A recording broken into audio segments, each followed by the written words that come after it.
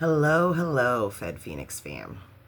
So, I wanted to talk to y'all today about a situation that I had that's kind of prison related, kind of personal growth related, whatever. Because it really was like shocking to me, and I'm still kind of mentally processing it, right? So,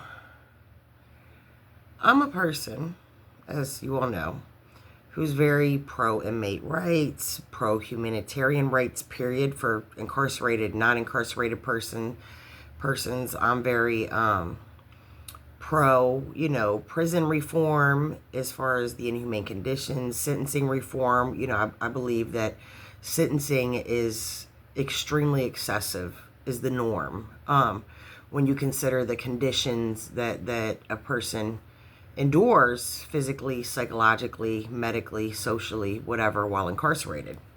So, but I'm also a person who is embracing a concept of duality and humanity, in line with like the whole human experience thing that I have a video on, the human experience. It's, if you don't already know what I'm referring to, that'll explain that. But, we as people, all people, generally kind of want the same things, expect the same things, in life or from ourselves or from other people. And because we have more in common than different, I think that we can choose to be empathetic and patient and kind, by identifying our common grounds with folks. And, especially people we don't like or people that upset us or whatever. And I also, understand and have gotten to a point with my own character development and personal growth and coming to peace with things, that even though I don't generally trust law enforcement for very legitimate reason, personal and otherwise, there are some good cops. I had a neighbor, last summer who was a wonderful guy and was, the chief of police for the town I live in, which was crazy. To get from where I was when it was kind of like, anybody in that line of work, to being able to say, okay, there are lots of bad and there are a lot of good. And well, there are a lot of bad and there are some good. And there are the majority, I would say, start off as good people and become so desensitized that they become what we consider bad. You know what I mean? So, and I'm not a person that just blindly, accepts or is like, oh, well, your circumstances made you the way you are, so that gives you a pass. No. I think as adults, we should be self-aware.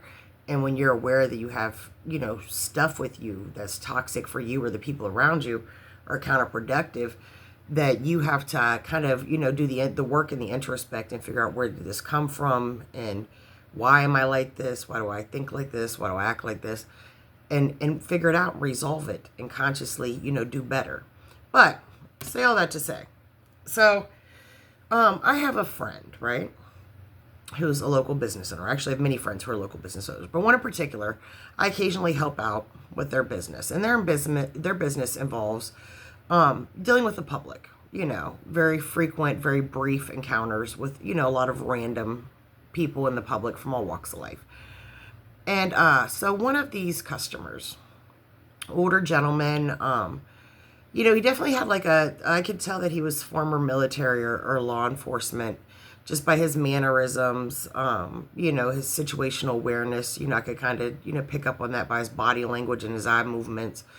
But, it's a guy who, he dog sits and, and I would see him with these dogs and, very articulate, clearly very educated, very smart, just all around nice guy. Someone that you would be like, man, I wish he was my uncle. He's a fun guy. He's a nice guy, very respectful. But then I could also kind of sense, that he definitely also has some type of PTSD, right? Either service related or something along those lines. Because again, his body language and his mannerisms, even though he's very cordial and very respectful and likable, I just pick up on that kind of thing. It's, you kind of recognize certain things in people, that exist within yourself. So having said all that, One day, in the course of helping my friend with their business, this guy's making a purchase, so I have his debit card, and we had had a lot of small talk and chit chat, and really nice guy, like very, very even keeled demeanor, very relaxed, and I happened to look at the name on the debit card, right?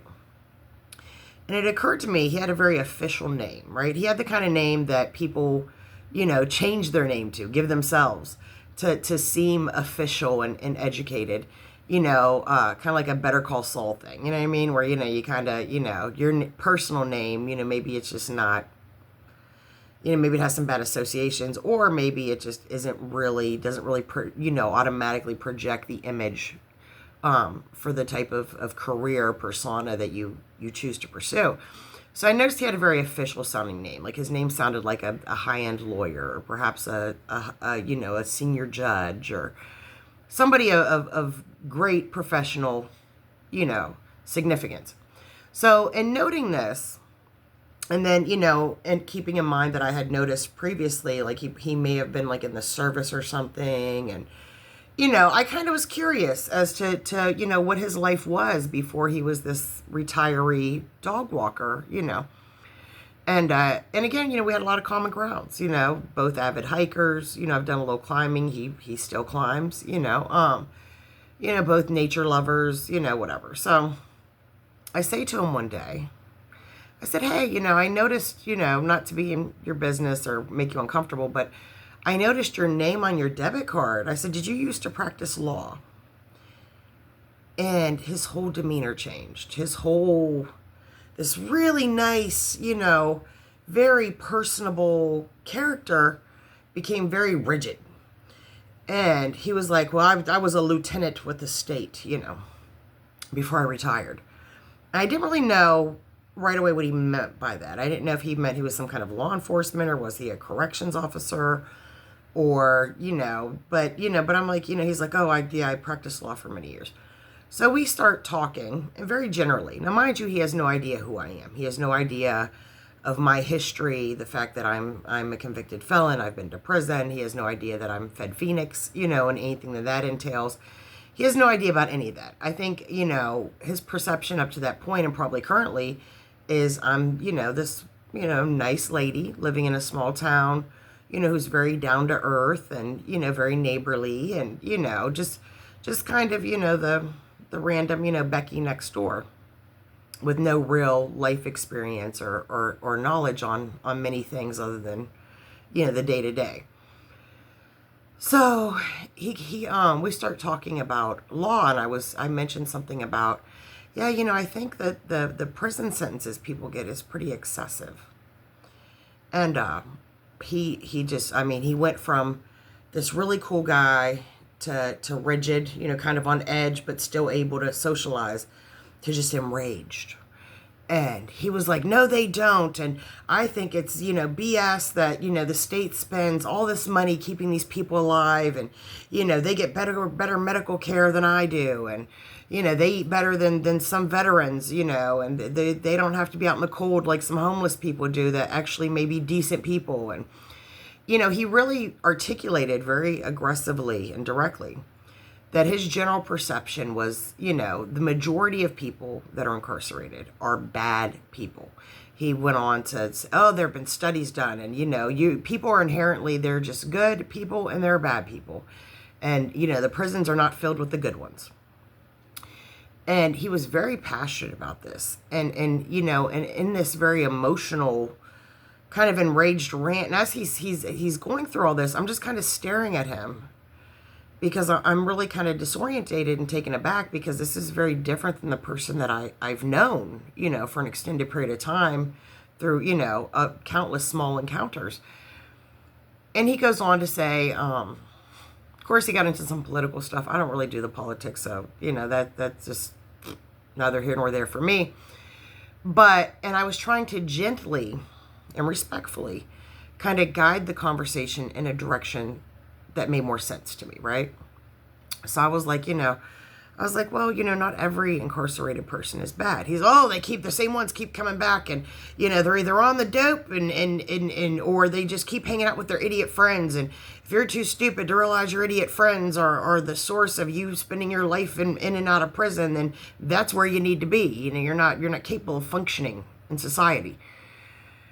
And so as I tried to say, well, not everyone in prison's guilty. And of course he was like, psha, psha, psha.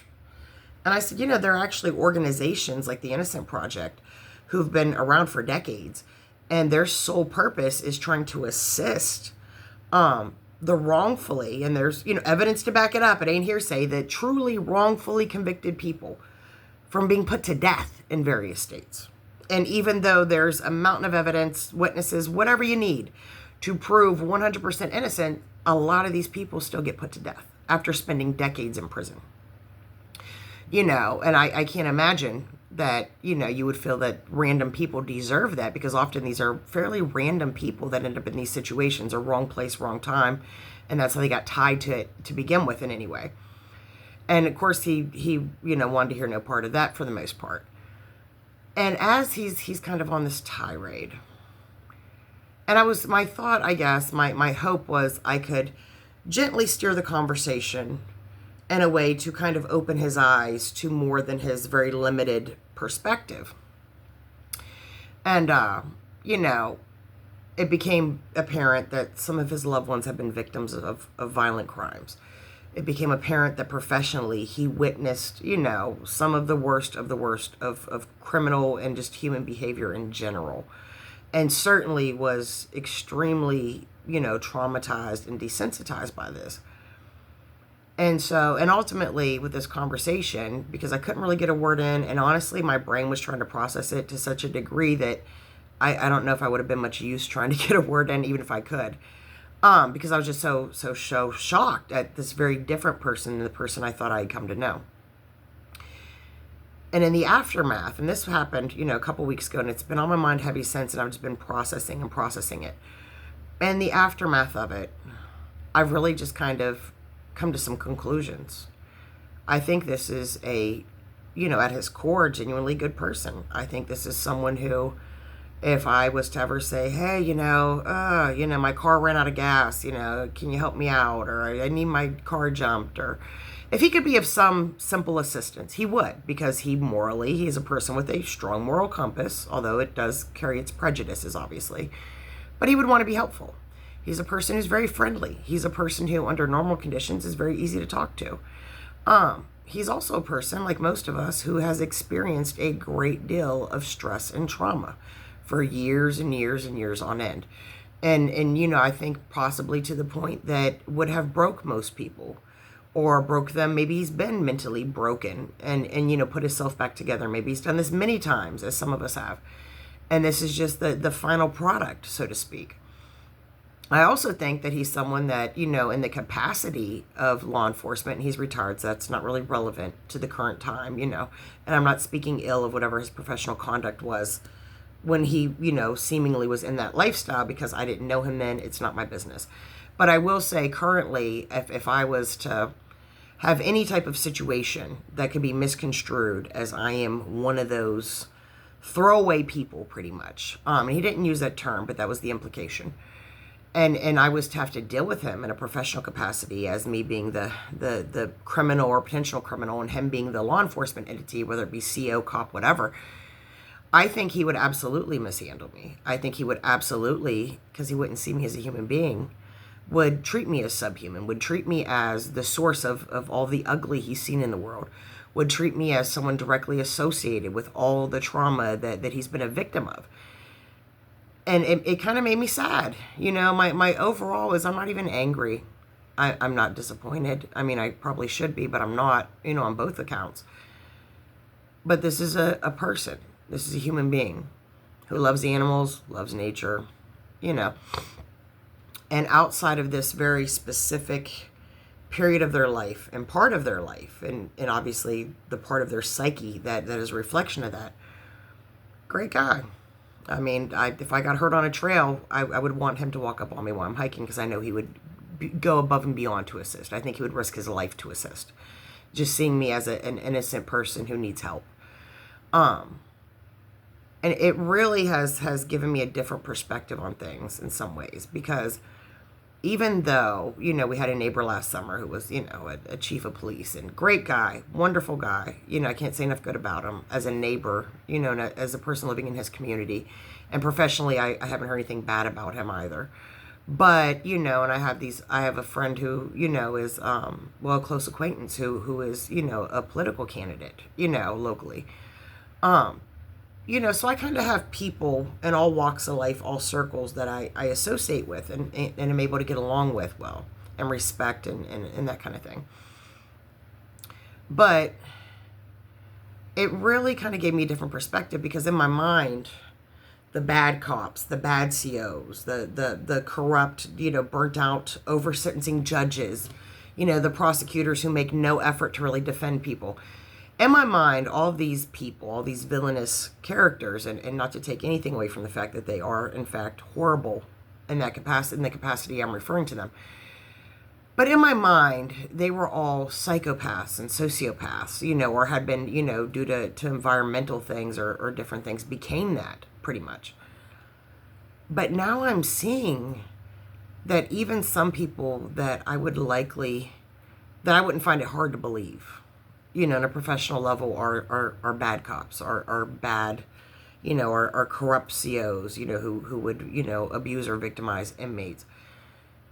Even though my general thought up until this interaction with this person was all those people are psychopaths, sociopaths, They're people that either naturally or due to experience or environment, over time, and being desensitized and feeling like, that us versus them mentality that's so ingrained into law enforcement when it comes to the supposed criminal element.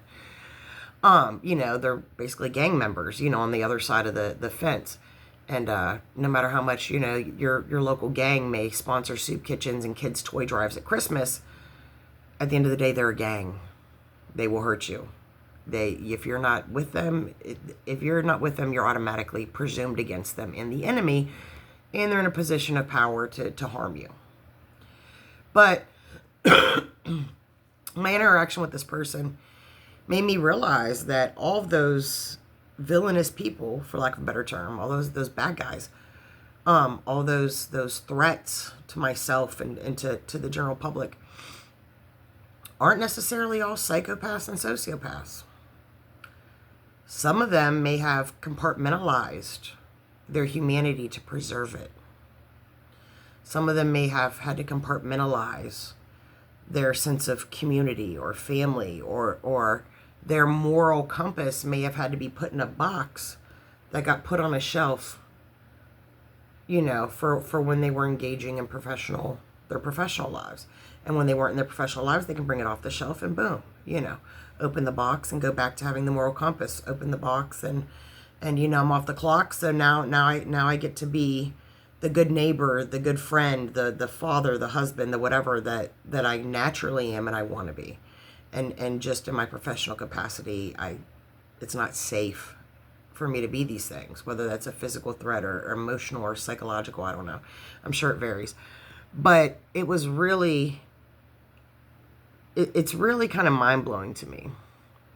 And I think that when you really look at people as people, and you ask yourself, before you begin to emotionally react to the differences you have with people, if you begin to ask yourself, what are your commonalities with this person, with a person, and really dig deep and indiscriminately to find that, and they become humanized, and then you emotionally, of course, react to those commonalities, and then look at the differences, then look at the things that you potentially are going to dislike about them or not approve of. It really puts things in a different perspective. And I think when you really are able to see people as people and seek commonalities to be able to be empathetic and understanding of other people, it's really a lot. I mean, it's really, you may find yourself surprised at times at the different people or personas or situations where you're able to find yourself, or where you do find yourself, being empathetic or understanding, and kind of saying to yourself, This could have been me. I am me, but I could have been you. I could have been this person. I could have been someone, if I had grown up in the same background, if I had the same cultural experiences, if I had the same environmental experiences, the same professional experiences. That could have been me. It's not, and I thank God for that. But it could have been. And just as much as it is this person, and it could have been me, it could have been or could be my child, my grandchild, my cousin, my whatever. And when you look at things through that lens, through the lens of the human experience and humanity, even when you come across people, particularly if you've been kind of eased into it, if you come across people that generally you would find very upsetting, to say the least.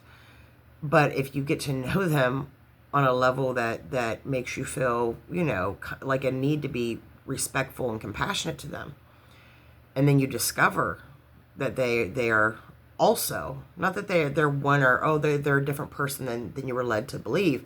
No, I believe that duality. I believe that this person in a professional capacity is one person with a certain type of mind state and such, and outside of that professional capacity is a very different person altogether. And I don't really know how to feel about those kind of people.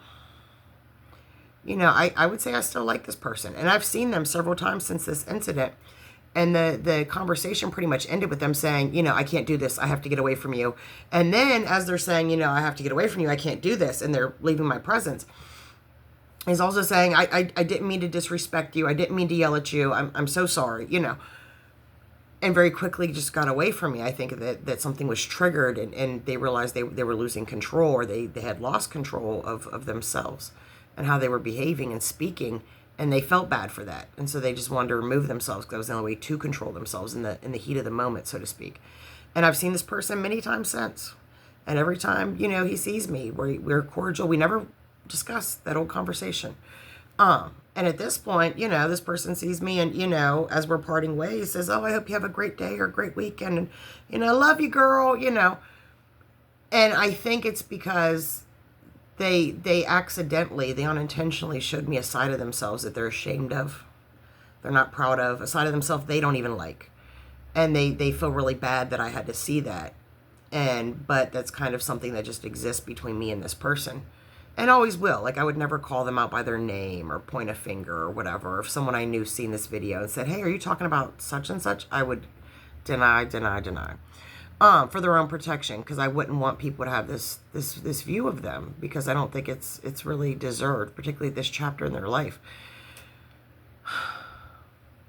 But I think that there was a certain amount, it's like such a high level of kind of regret and remorse that this person almost feels an emotional connection with me now, because perhaps they feel like, they mishandled me.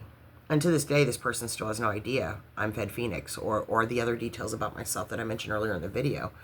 In their mind, I'm still the Becky next door. I'm still, just a nice lady who helps out friends and looks out for a community and is a doting single mother and, likes to crack jokes and, is generally likable and kind.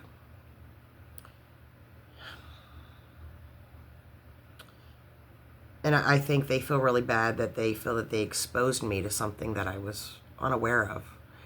When for those brief moments, that short window of time, I really seen just the angry, defensive, part of them or part of their life that perhaps they've kind of buried and put to rest. That just, I had to be impacted by that. And he kept saying when he was really upset, you're not going to change my mind. Don't you dare. Don't you even try to. You ain't going to change my mind about none of this. Because I've seen so much. And it really makes me think, how much hurt, how much suffering does a person have to endure to create or allow their mind to create to protect themselves? This very vile person that when they're in a certain environment or situation, they become as a means of self-preservation. And when we think about the amount of pain and trauma that would lead to that, I think many of us find that rather relatable. how pain and trauma can really make a monster of you. So anyway, it was just something heavy on my mind. I kind of rambled on a bit, I guess. But it was just something I was thinking of. It's certainly, I would say, prison related to a degree. And I definitely feel like I see the situation differently, than I would have had I never went to prison, had I never became a felon, had I never known the terror that exists as a result of bad cops and bad COs and such. But had I also not seen the idiocy and the very predatory behavior of some of the people they encounter. So it's kind of like I see this situation from so many different angles as a result of my life experience and as a result of the introspect work that I did while I was incarcerated. And that'll be talked about in my book. I did a whole lot of very raw self-examination of my own thought patterns and behavior patterns and why I am the way I am, and kind of, determining what is my best self, and what do I need to do within myself to get there, and getting there, and striving to constantly, consciously, make that my path. I think without a certain amount of introspect and work that I did within myself, I think that as soon as that switch flipped and that person became aggressive and those people, and I can't believe we pay to keep them alive for so many years and they just keep going back, and I think a part of me, instead of kind of being shocked and confused, would have just immediately matched that energy and became enraged and probably as much, if not more, aggressive in the conversation. But thankfully, I'm at a point in my own character development where that just wasn't my reaction. And I'm glad it wasn't my reaction. One, I don't need to, you never need to show all your cards in certain situations. And two, I like that we're in a good place, because I'm going to see this person. We live in the same community. They frequent a business that I sometimes assist with. And I like them. Outside of that glimpse of this other persona that exists within them, I generally like the person. And I would say it's safe to assume that's mutual. So just a situation and my thoughts on it. If you have any thoughts on it, I'd be interested to know, because I am, I guess, still kind of processing it. But anyway, I will be making more content, hopefully soon, that's actually specifically prison related. Or maybe even just speaking on some current, events or things going on that are kind of, hot topics, so to speak. FedPhoenix does have a TikTok and a Facebook page and a TikTok. Not really a lot of content on the TikTok yet. It's new. And y'all know I stay busy. The Facebook page is mostly just information that's helpful to like pre-sentence people and those with already incarcerated loved ones, as far as like how do pattern scores work and FSA work, and what is the FRP, and how does that work, and how can you get that deferred, during your incarceration, that kind of stuff. How to figure out before you go to prison what your pattern scores are going to be. There's the men's calculating tool and the women's. You fill it out, add it up, your scores before you even get to prison. Which will help you assess, your potential for actually earning FSAs and getting time off that way.